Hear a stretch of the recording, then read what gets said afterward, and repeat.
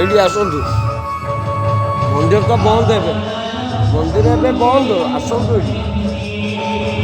ଆପଣଙ୍କ ନାଁ କ'ଣ କୁହନ୍ତୁ? ଆଜ୍ଞା ଆପଣଙ୍କ ନାଁ ନା ମୋ ନାଁ ତ ମୋ ନାଁ ନିରଞ୍ଜନ ମିଶ୍ର। ଘର କେଉଁଠି ଆଜ୍ଞା? ଘର ଆଜ୍ଞା ଖନ୍ତାପଡ଼ା। ଆଜ୍ଞା ଜଗନ୍ନାଥ ମନ୍ଦିର ବହିପୁରରେ ହେଲା, ଏଇଟା ପୂର୍ବ କାହାଣୀ କିଛି ଜାଣିଛନ୍ତି? ଆମେ ଶୁଣିଥିଲେ ବୋଇତାଳରୁ ବାହାରିଥିଲେ, ତାଙ୍କର ବାଡ଼ିରେ ବୋଇତାଳ ହେଇଥିଲା। ସେ ବୋଇତାଳରୁ ବାହାରିଥିଲେ। ଲୋକଙ୍କ ନାଁ ଫୁଲ ପାଡ଼ି। ଆଜ୍ଞା, ସେ ଜୀବିତ ଏବେ? ହଁ ଜୀବିତ ଅଛନ୍ତି। ତାଙ୍କ ବାପାଙ୍କ ନାଁ ମୂଷା ପାଡ଼ି। ଆଜ୍ଞା।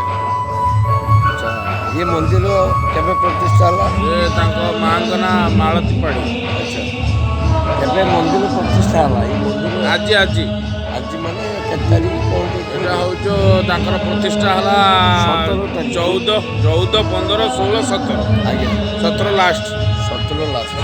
ଆଚ୍ଛା, କେତେ ଭକ୍ତ ଆଜି ଆସିଥିଲେ? ଏ ବହୁତ 10,000 ଏଭାବ ଲୋକ ହେଇଥିଲେ। ଆଚ୍ଛା, ପୁରୀରୁ କେହି ଆସିଥିଲେ କି? ପୁରୀରୁ ଆଜ୍ଞା 7 ଜଣ ନନା ଆସିଥିଲେ।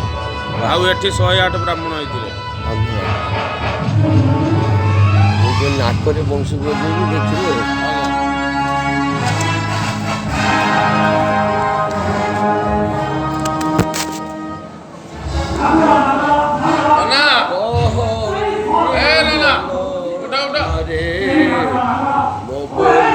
ସାମ୍ବାଦିକ ଆସିଛନ୍ତି, ଆସ। କଳା ଶ୍ରୀ ମୁଖ ବାରି ଦେଖିବ।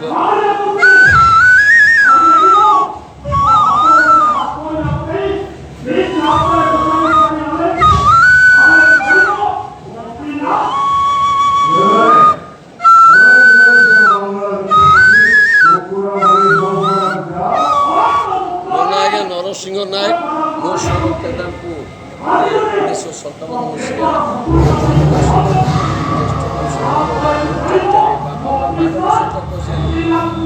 ଜାଣିଛନ୍ତି। ଶିକ୍ଷାଗୁରୁ ଉପେନ୍ଦ୍ର ପ୍ରଧାନ 39ଟା ସ୍କୁଲ କଲେଜ କରିଛନ୍ତି। କବିବର ରାଧାନାଥ ରାୟଙ୍କ ଘର ଠିକ୍ ମଝିରେ ଉଚ୍ଚପୁର ଗାଁରେ ବାପା ବୈଷ୍ଣବ ନାୟକ, ମା ପ୍ରଭୁ ପକେଇ ଦେଇଛନ୍ତି। ମା ଚୁଟିଆ ଦୁର୍ମୁଖ